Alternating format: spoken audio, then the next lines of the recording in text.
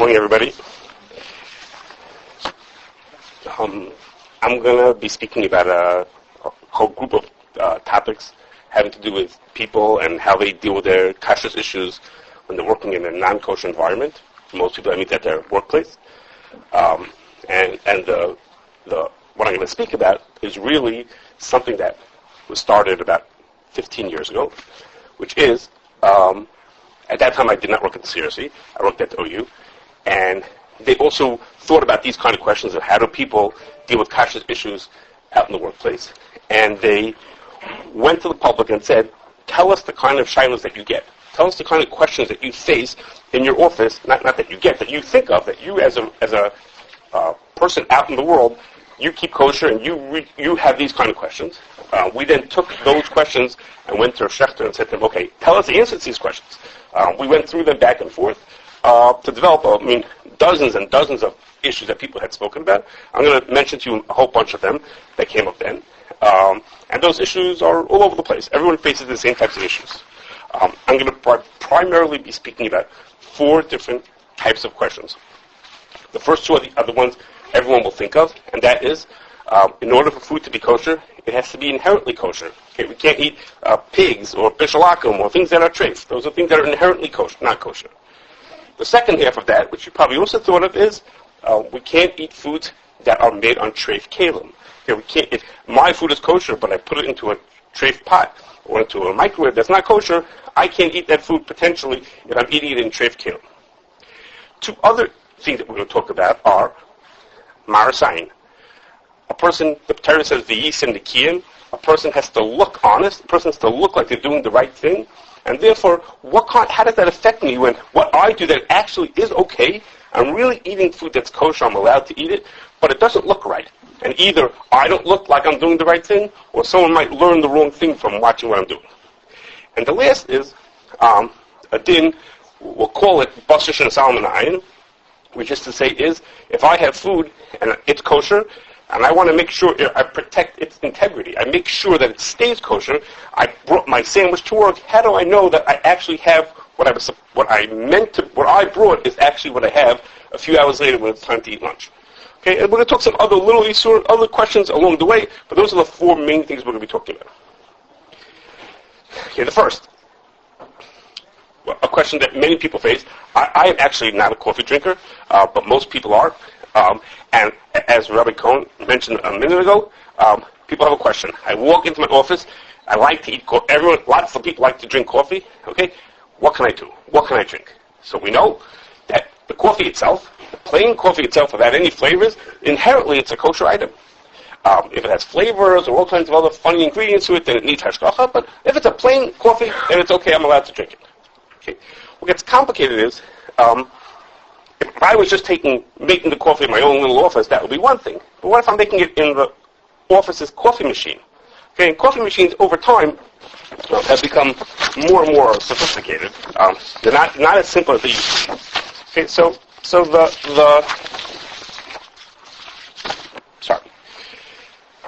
the first thing is like this. If we have a coffee machine that's used to make only coffee, that's all they make in it, the fact that some of those coffees have flavors which may not have hashgacha, we at the CRC don't consider that to be a concern. The fact that you can't drink the ones that are flavored unless they have hashgacha, but the fact that they have hashgacha is not, so to speak, bad enough to affect the non-flavored coffees. And that wouldn't pose a concern. But what happens if they have other things in them? There are other things. Rabbi Cohen mentioned, there are people making, like in Keurig machines, they're making all kinds of things in there that are, not all kinds. There are a number of things of hot cocos and he mentioned soups that are made that don't have hashgacha, that in fact could be more seriously treif. Okay? In those cases, a person cannot use that machine. You can't use the machine, even though I put in a fresh K-cup or a fresh pod or however your machine runs, I can't use that machine because it has non-treif bleeders, it absorbs non-kosher taste, and actually there's also residue. If you open up and you look inside the machine, which we've done, if you look inside of it, you'll see this residue from items. So there's residue and there's taste left over from the food, and therefore, if you come in your office, all they have at the Keurig station is just coffee, flavored and non-flavored, or maybe teas that are flavored and non-flavored. You can use those. You can use the ones that are kosher. But if they have unusual things like hot cocoa or the soups, or if they don't have it, but people bring it in from the outside, they bring it from home, then you should not use those without, you can use them. You don't really have a realistic way to kasher them, and therefore you shouldn't use them. Now, in other offices, these are maybe a little less sophisticated. Instead of like a Keurig machine, they'll have a coffee machine. Some of the shuls in town have these, where it's a machine dispenses a dozen different things. You press these and these buttons, and you get out the thing that you asked for. Okay? Those machines very much depends on the machine. That is to say, there are certain parts of the equipment that are shared. All of them use the same equipment, and some parts that are separate. And it very much depends on the machine to know whether there's a crossing between the kosher sides of the machine and the non-kosher, or the nochugs and the parav, or the not chol v'yisrael and the chol v'yisrael. And you really have to poke around the machines. Someone's got to come in when there aren't too many people around, open up the machine and trace the lines and see what crosses and what doesn't to know which things have a shayla to them. Related to that is if there's a water cooler in the office. So a water cooler, in most cases, it dispenses cold water and hot water. Okay? The hot water dispenser, for most people, the hot water is just to get hot water, like to make a coffee. Okay? But there are people who use it for other types of things. They make oatmeal, they make instant soups. There are different kinds of things in those hot water dispensers. Lechatchila, a person should not be using that dispenser for his kosher thing. To me, I want to make an oatmeal there. I shouldn't be using that unless I know what goes on in my office. I have a feel for what people use it for. Are you referring to that you have a cup of oatmeal and then you put the hot water in and that the reach? Right. So the problem is it's not reach, it's called zeh. When vapors come up, they cause bleeds to go back into that spout. What happens b'diavad? There's reasons to think that it might be okay. When you have a b'diavad case, you can call Rabbi Cohn. Rabbi Zev Cohn Sr. But if there's lots of cones over here, I'm done. It's not a great thing. Not a great thing to be using. Is there a way to just run another hot water, have a new kind of mixer, the bowl also? In a hospital, sometimes you're stuck with this kind of. If a hospital's a whole different story. We're not talking about hospitals. So you talk to the rabbi when you get stuck in that case. It's possible. It is possible to do something. It's not a simple thing. Okay, so for a regular person, according to the sign we're talking about people in work, we would recommend not people not using it. A person gets stuck in the hospital, you go to Rabbi Cohn. Okay, the side to that is this is like from a different angle is if the company that you work at is owned by someone who's Jewish, completely owned by someone who's Jewish, then the pots and pans and dishes that they have at that place are chayv and tefillas kelim. So if they make a pot of coffee in a glass carafe, it's a glass item that needs to be toveled, then if the company is completely owned by a yid, you can't use that unless it has tefillas kelim. Okay, that means that if there's even a partial non-Jewish ownership, you don't have to title it, and you could use it as is. But if it's completely owned by someone Jewish, this is, I guess we call it Kashrus, so to speak, but you have to do tefillas kelim before you use that, and if you did it, that's wonderful. If he lets you take it out one day by lunch to do tefillas kelim, that's wonderful, but if you did not, then you should not be using it. Okay? Okay. A little loud, I can't hear from so far. Right, the coffee doesn't become not kosher, but you're not allowed to use a kli that didn't have tefillas kelim.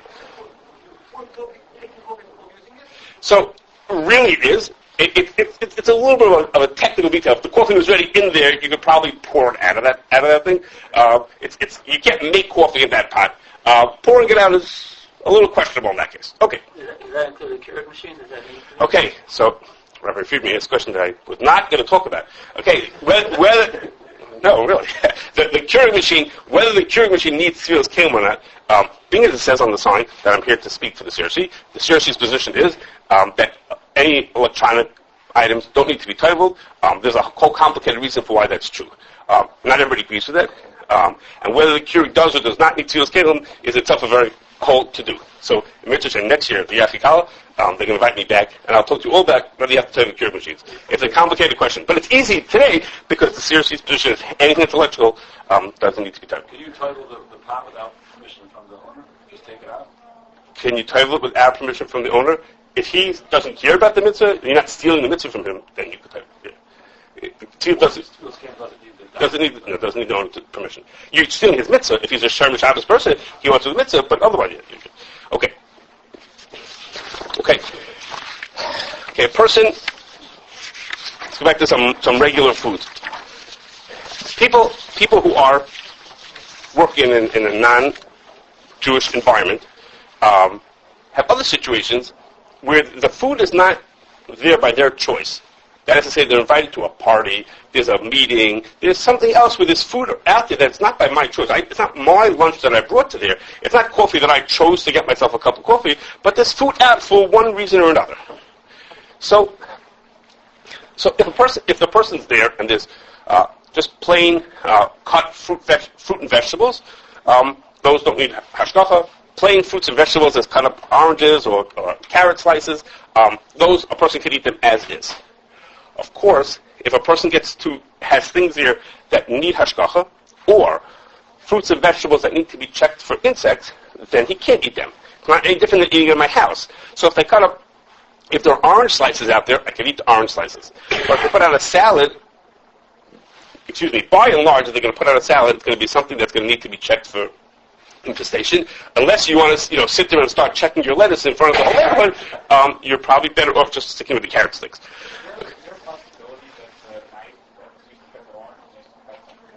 Yes, there is. There's definitely a possibility that it was. So the Shulchan Aruch talks about that case. And the Shulchan Aruch says that the way, when people cut fruits and vegetables, they tend to cut many slices at a time.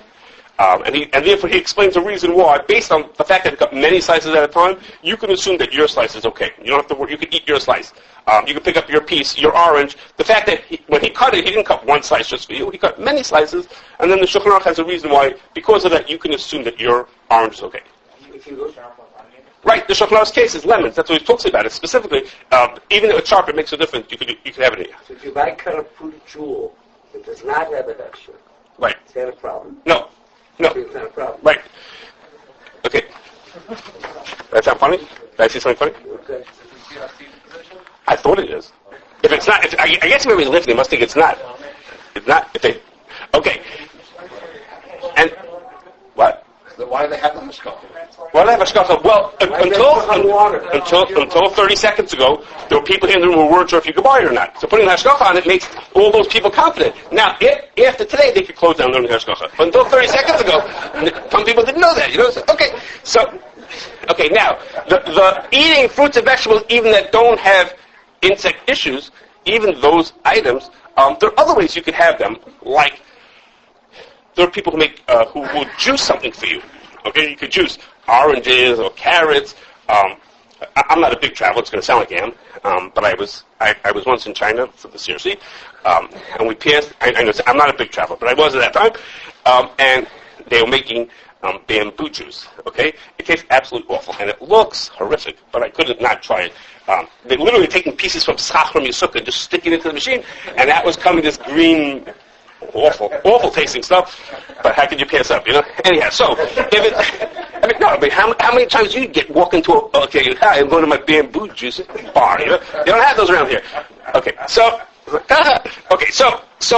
if it's just fruits and vegetables that don't need hashgacha, and everything is cold, then we don't have problems with the kalim. We don't have to worry about that the equipment was used for something not kosher, because assuming it's clean, assuming that it's clean, and assuming that when I see what they put into there, they're just sticking carrots or oranges or whatever it is, and I'm just getting a plain item that has no insect issues and no kalim, no ingredient issues, then I'm good and I can buy those things. What's the issue with the bugs? Is there people that if you pulverize bugs, it's okay? So that's a good question. There are. The din is it's not that all vegetables with bugs can be, in your word, pulverized. Okay? It depends on what they are. It depends on how infested they are. So if you want to say, I want to make a drink with kale, I want to put kale into my drink, then before you answer that question, call up the CRC and say, how infested is kale, and is it okay to do that through pureeing? Okay, not every vegetable is the same. Depends on how infested it is. Will depend whether it's okay. So I'm just trying to be simple and say if you're putting oranges, you're safe. Once you put things with bugs in them, then the question gets a little bit more complicated.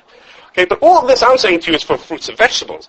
But once we get to food that's more complicated, something that's more complicated, we run into more serious issues. Like one of the people wanted to know is, could you eat sushi It's just rice and vegetables and seaweed, I don't know, whatever, some stuff like that.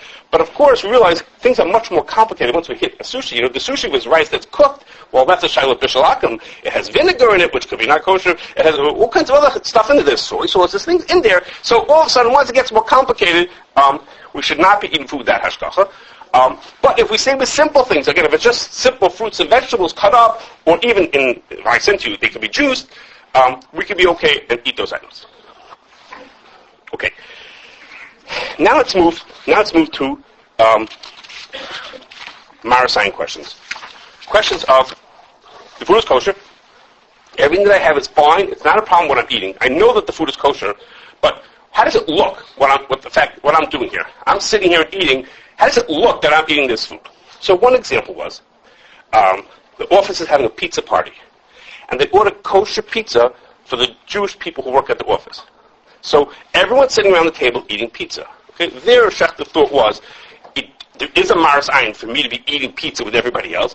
Everyone got it from Tony's Pizza, and mine came from Tel Aviv. So how does that look? To everyone's look, it looks like I'm eating treif pizza. Shechta said in that case, they should keep the box, the kosher box, near where they're eating, so it's obvious to people that there isn't a maras ayin. Okay, I just want to clarify for a second. When we say we need to avoid maras ayin, it doesn't have to be a big neon sign that says, this is kosher pizza. Okay? The case in Shulchan Aruch about maras ayin is if a person is eating a fleshig meal, and at that meal, he has almond milk. Almond milk is of course parv, and you could drink almond milk at a fleshig meal. So Shulchan Aruch says what you have to do is you put some almonds on the table. Okay? Almonds on the table is a subtle hint that this milk comes from almonds, doesn't come from cows. Okay? But it's not a neon sign. Okay? It's just almonds on the table. Okay? The point is, you have to make some kind of a notice that there is I'm not doing what everybody else is doing. It's a little notice that I put some almonds on the table. So leaving the kosher pizza box on the table is what lets people know that I'm eating, or at least makes a point of saying I'm eating the kosher pizza and not what they're eating. What if it's a meeting with people, all of whom know that you keep strictly kosher? Right, so maras ayin is have to make a show of something, have to make it noticeable. So even so, I believe it's appropriate to leave the box there. Some way to be noticeable what it is. Now, that's talking about when everyone's eating the same things. We're having a pizza party. Okay, but in other places there'll be a cafeteria. Okay, and everyone comes to the cafeteria, buys what they want to for lunch, and sits down to eat. So now, if I come in with my lunch from home, I don't eat from the cafeteria. The cafeteria is not kosher. It's got all kinds of things that are not kosher. There, it's not a concern of maras ayin, because everybody knows that at the cafeteria, you don't just eat what's being served there. People bring their own food and eat at the cafeteria also. Or, you're sitting at a meeting with people at a non-kosher restaurant, and you're eating an orange, okay? So then, the fact that you're sitting in a non-kosher restaurant looks a little bit odd, but people have sort of gotten used to the idea that people go on business meetings in non-kosher events, and if you look, you would see that all I'm doing is eating a cut-up apple. Okay, you could see that that's what's going on. Those are not a maras ayin. Okay, it's only when we're at, the first case I said to you, when we're sitting at a pizza party, everyone's eating pizza, we're all eating the same pizza, that doesn't look right. But where we're in a situation, we're in a cafeteria, everyone's eating whatever they want to, including me who brought lunch from home. Yes? What about having your own food delivered into a church restaurant? Okay, I wasn't sure if I should say that case. Okay, but let me tell you the most awful example of that. Okay, there are restaurants, Baruch Hashem, not in Chicago, that do the following. Treif, it's a treif restaurant, absolutely chazer treif. And what they do is, when they buy new dishes and silverware, they take some of those dishes and silverware, never used, and send it to a kosher restaurant or kosher caterer. The caterer, onto those plates and silverware, puts a beautiful kosher meal onto that thing, seals it up, and sends it off to the treif restaurant sealed. Okay? And when you want to come to that restaurant for your meeting, you come in and you say, I'm coming, I want a kosher meal, and they serve you steak and potatoes on same dishes that everybody else is eating. They pull you to the side to take off the seals. It wouldn't look nice. They bring it all sealed up in front of you. They serve you on their dishes and with their silverware. And you eat your steak and potatoes while he eats his steak and potatoes. Yours is glad kosher and his is, of course, nevela. Okay, his is treif. Okay, so there are places that do that. Okay, that's an awful maras ayin. Okay, anybody walking in to the look of what's going on is, I happen to be eating a kosher meal. Okay, but they've done everything that they could to make it not noticeable that my meal is kosher. They did everything they could. I'm eating the same as him. I'm not eating on a paper plate, with the shields all ripped open on top of the thing. I'm eating on china. Actually, it's matching china. When the meal is over, this china becomes part of the service. Because it stays at the restaurant. It's their china. So it's absolutely awful. Okay, we don't do it here. Does it matter if it's a woman or a guy? My wife goes to New York for a business meeting. Mm-hmm. Knows her. She can fit into a crowd. Okay, wow, she's wearing a skirt, she's wearing a shadel, people don't notice. So she's sitting at a restaurant eating her kosher food. You don't really know what she's just using. Okay. It's a very good point. So that I had mentioned, I said in passing, there are two angles to Marasayan. One is you don't want people to learn from you.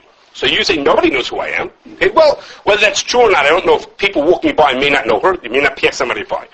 But the other part of Marasayan is the term says, v'yisim nikiyim. A person has to do things that they have to look right and honest. A person can't do something that has to look like they're doing something wrong, even if they're really doing the right thing. So that's a person for themselves. It's not that you'll learn from me, it's that I have to put on a correct face. I have to look like I'm doing the right thing. That's even when I'm doing it myself, even without the person knowing who I am. Okay. Now, there's another din. I had just mentioned to you that when a person eats fleischigs and they have almond milk at the table, they need to put almonds down at the table. There's another thing that's like that, which is that if two people are eating together, and I'm eating milchigs and you're eating fleischigs, we need a hecker. We need some kind of something to make it noticeable that just remind us that I'm eating fleischigs and you're eating milchigs so that I don't eat from your plate. Okay, because if we're eating together, I might take something from your side, you'll take from my side, so we need a hecker. Okay, but that din only applies to people who are eating kosher. That means if I'm fleischigs and you're milchigs, we need a hecker on the table. You don't need a hecker if I'm eating kosher and you're eating treif, even if we're friendly with each other. Even if we know each other, we don't need a hecker. So if we're sitting at this pizza party, or we're sitting in a restaurant, and I'm eating kosher and you're eating treif, there is no need to have that kind of a hecker. Okay. Let me move on. Any difference if your associates are Jewish or not? As far as what? Trading food, you're eating another Jew. Does it make, as far as hecker-wise? Okay, hecker-wise, I don't see how that makes a difference. Maybe I'm wrong. I don't see how that makes a difference if it's kosher and treif. I was going to mention later on, I'll say it now, which is a very different kind of question. I don't think this is what Rabbi Crandall had in mind, which is like this. What happens if the boss sends me out to buy him lunch, okay, or to pick up lunch for him, okay, and the boss is Jewish, okay, and he tells me to go to Subway and buy him a treif sandwich, okay? He doesn't care about mitzvahs. He just wants lunch, okay? Can I bring him that lunch that he asked me to bring? He just asked me to do something to feed him treif. Not feed him treif, but to bring him treif and help him eat treif. Or the business meeting, he asked you to pass okay, maybe. I guess that could be the same thing. That could be similar. So it's a very complicated question. It depends on many factors. Okay, which is to say that it's not. I was going to just mention the question because if you have that kind of a relationship with somebody where they might send you out for food, you need to speak to someone and ask a shayla because it very much depends on how knowledgeable and how religious or non-religious that person is. The person who's asking you for the food, and the answer really is actually counterintuitive to what you might have thought. Okay, so if you have that kind of a situation where you may be put in that situation where someone is going to ask you for these kind of things, you should talk it over with a Rav, talk it over and say to him, this is my situation, this is the kind of thing I'm going to be faced with, and then they'll tell you yes or no if or when you could do that. Right, so that's true. So as Rabbi Shmuel Cohen said at the beginning, the Yachakal is for people to become smarter, so that you spend your time learning something through. So before you come to the situation, it's hard to figure out the child. Right? Live, it's hard to know. I'm not going to give you enough information to answer that child. Okay. The next group of questions has to do with what I said to you, what we call Basar, shenisalem, ayin, or the concerns that food that I have that I know is kosher. food that I had that I know is kosher, maybe it's not exactly what I thought it was. Maybe something happened to it after I brought it to work or something like that.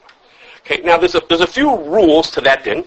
A few rules to this chash that maybe somebody switched my food, maybe it's not what I think it is, and things like that. Okay, and the rules are as follows. I only have to be concerned that somebody switched something. They took my sandwich and put a different one in its place. Or they switched one thing for the other. I only have to be concerned about that if they have what to gain by doing that. That is to say, if they think my food is better or more expensive or has better quality or something, they have some reason to think that mine is better, then we'll see the situations, but then I have to be concerned that they may have switched one for the other. If there's nothing to be gained by taking my thing, if there's nothing mine is nothing better than theirs. It's not more available or cheaper or more expensive or fancy. Nothing better about mine than theirs. Then Kashrus says, you don't have to be concerned that the person would switch yours for theirs.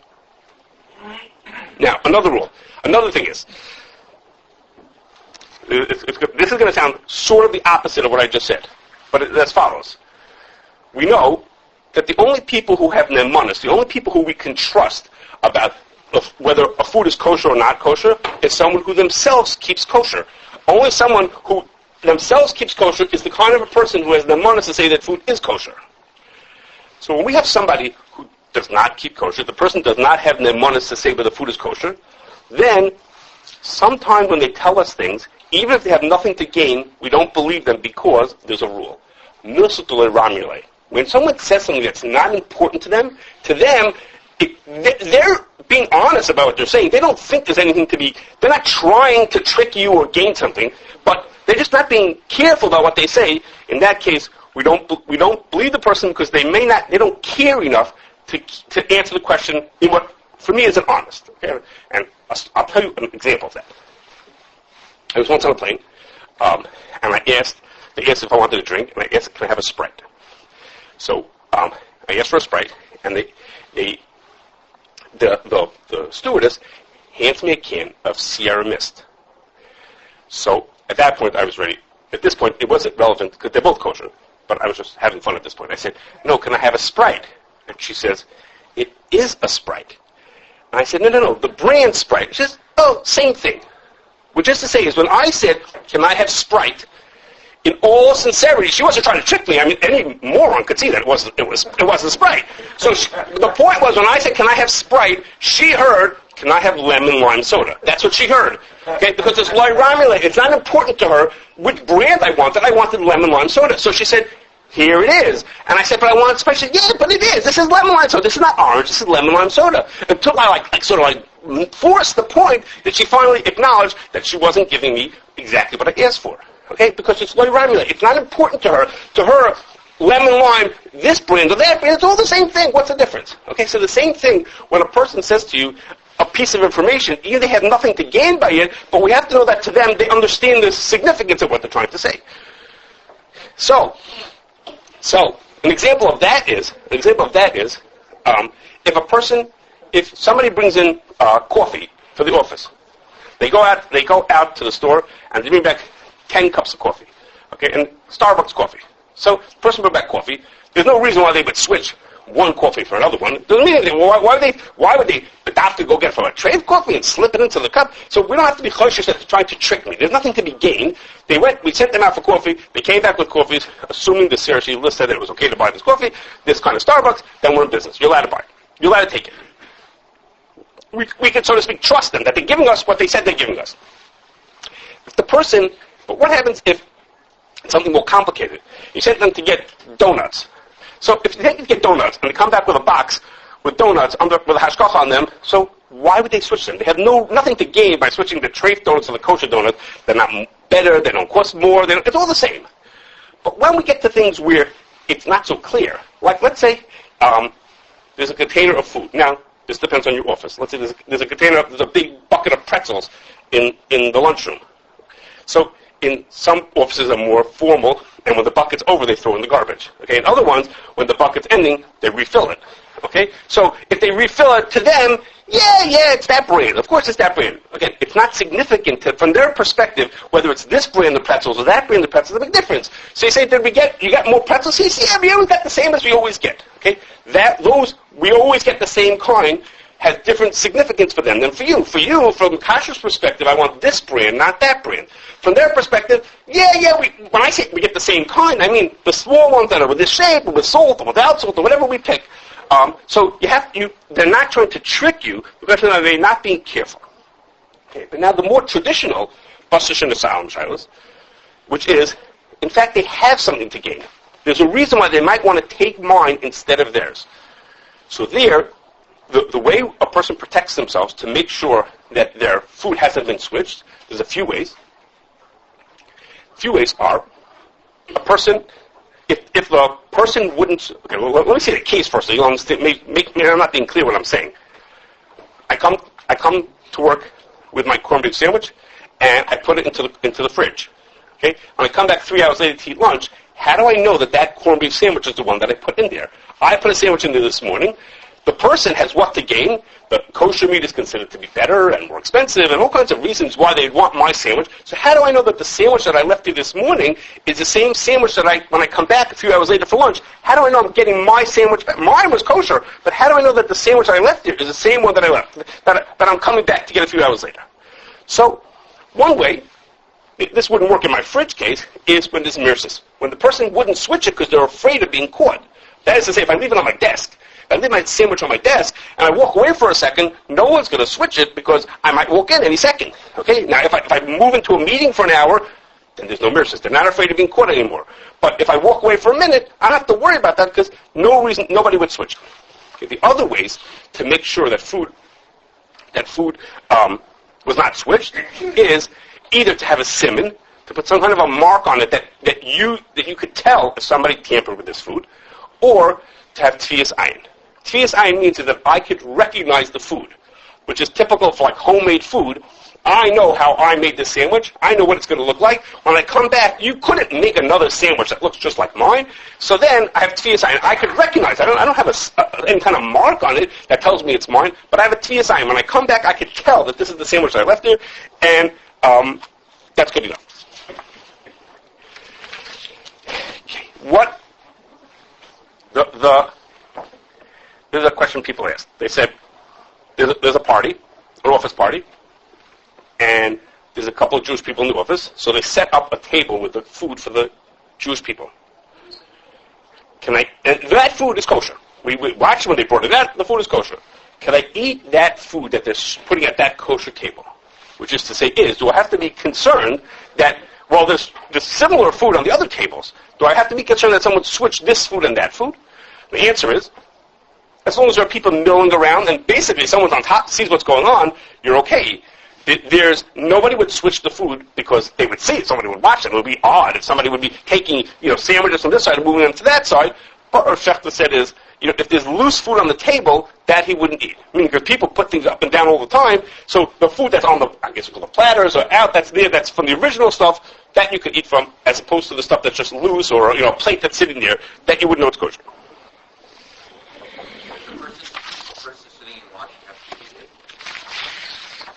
If you have someone who you assigned to watch it? No. You said they're milling around. No, milling around, the point is a mirror. I won't switch something because there are people watching me. I'm afraid of being caught. What? What happens if the people milling around all the time? Well, if the person really knew that all the Yidden were out, like they announced, we're davening Mincha now, and all the Yidden walked out, okay, so then there's no mirrors because he's not afraid of being caught, there's no one who's going to catch him, you know what I mean? But if there's people, I don't know is there a Yid watching me, then there is a mirrors because I don't know who's watching me. I wouldn't switch things. What about kosher salad bars and non-kosher? Okay, so I kosher salad bar in a non-kosher supermarket. Okay, so if let's think about that. Let's think about that. What's the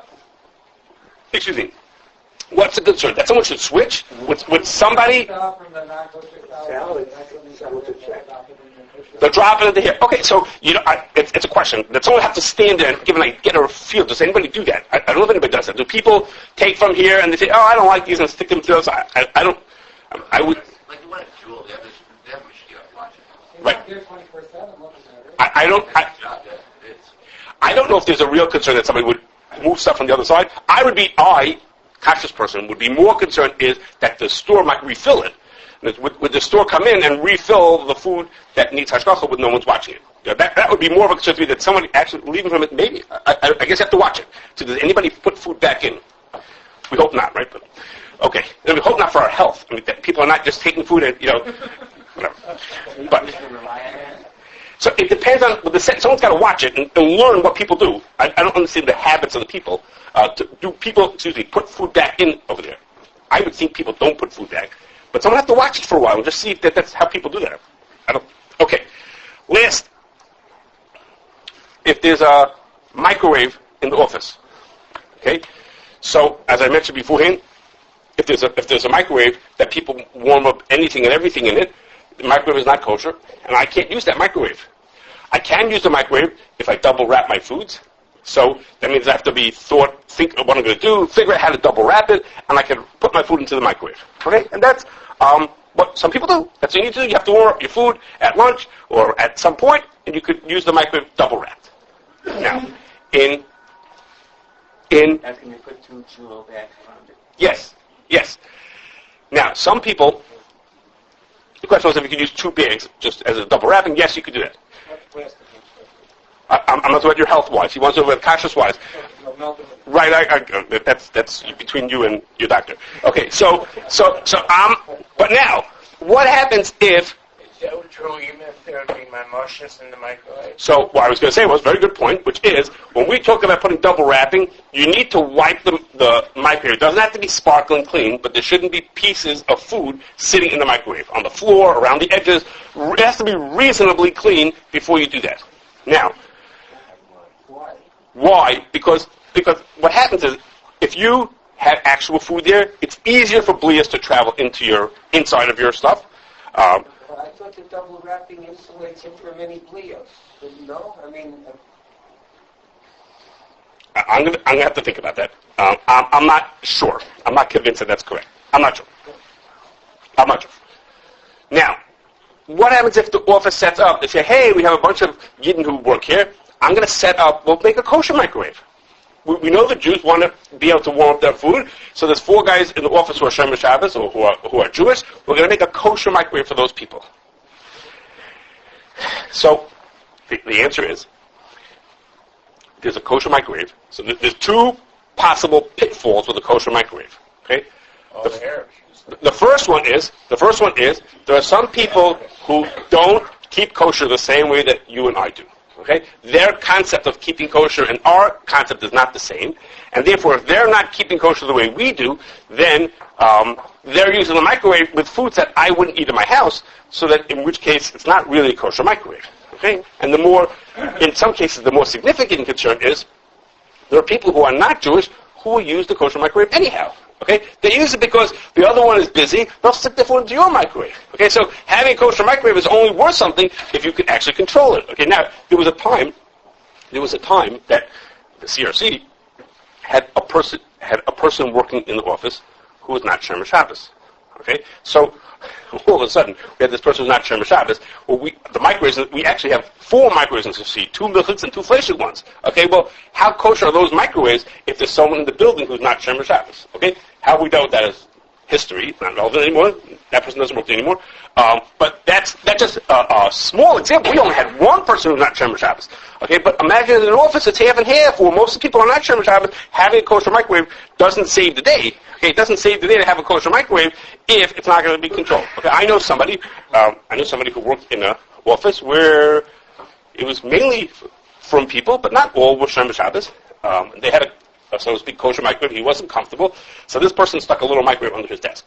Okay, he bought his own for $50. He stuck one under his desk, and that's what he did. He said, "Look, I don't want to eat with that microwave." That's what he did. Okay. These same problems in the hospitality room of different hospitals that have... That's a good question. I mean, do they have a microwave there? Many of them. Yeah, and if it's open to anybody and everybody, yeah, I hear the question. Technically, it's not. You have to have the combination, but there are people there without yarmulkes in there. That's a fair question. There's a potential concern about the double covering maybe not Would it just the potential for them? That's adopted by a microwave or by a regular oven? It would be an oven, but most people wouldn't double wrap stuff into a regular oven. I guess you could do For it. example, on airplanes, they use double oven. They do double covering on the kosher food, and let's say there's junk in the oven. Right. Okay. It's what to think about. I have to think about that question. The person. It's not for your shower. No. I'm thinking about in most offices, people are not sticking food into an oven. That we're thinking about from that kind of a person. But we can think about that. Okay. Any questions?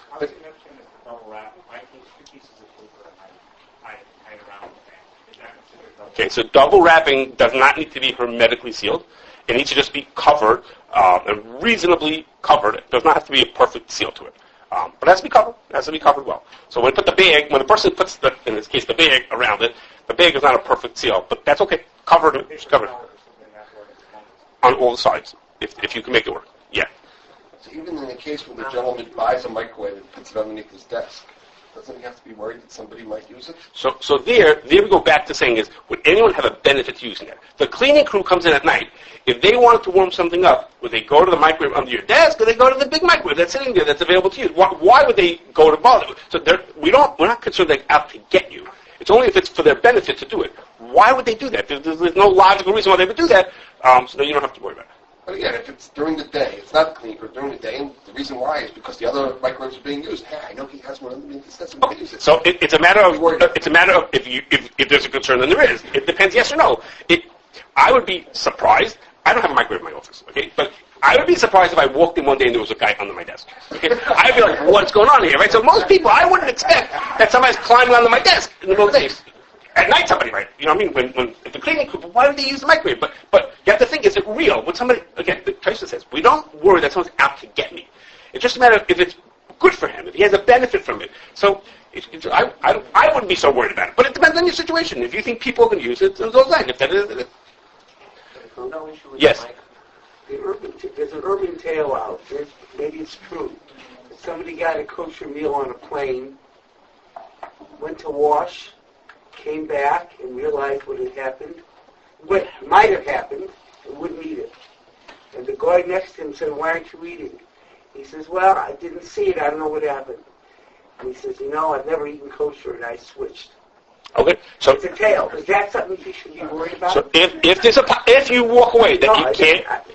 So the rule is the rule is if there's a concern that he would switch it. I mean, he wouldn't be caught. You wouldn't notice a difference, or he wouldn't be afraid of being caught. Then you can't leave food uncovered. You can't leave it like that.